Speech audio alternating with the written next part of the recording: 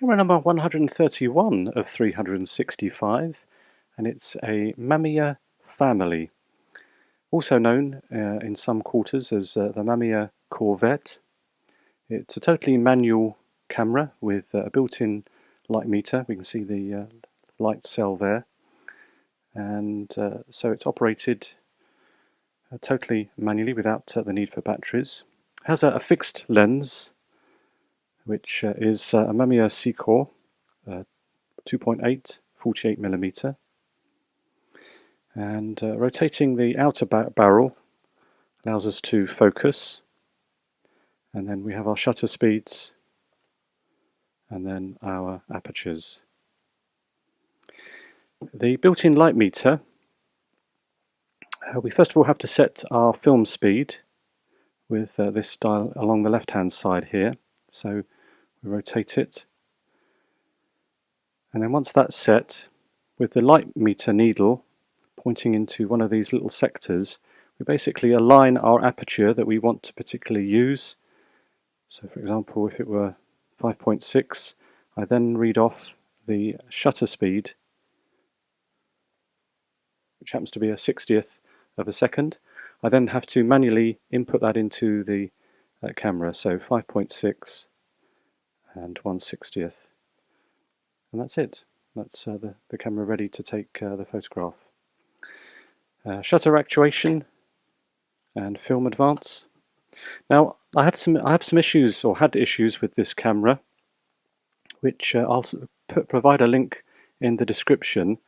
The shutters would sometimes stop like that. It would get stuck. So I found I had to actually operate it with the camera upside down. I don't know why. Obviously gravity is helping the shutter in some way. But as I say, I'll provide a link. I actually had to take the whole of the mirror box off the camera, which was a heart in mouth moment. But I managed to get it all back together, and it works. Kind of, sort of solved the problem, but I can still use the camera upside down. It raises a few eyebrows perhaps when you've got the camera upside down, but there you go. We also have a diaphragm mechanism there where we can close our aperture down to our desired aperture to preview if we like. To open the film chamber, we have a little door latch there which we can open, and then yeah, so there we go. See the aperture there. There we go. Doesn't seem to work there. Okay, that's good. Maybe the problem is solved, but we'll see. I've used the camera obviously to produce some of the images that you'll see at the end.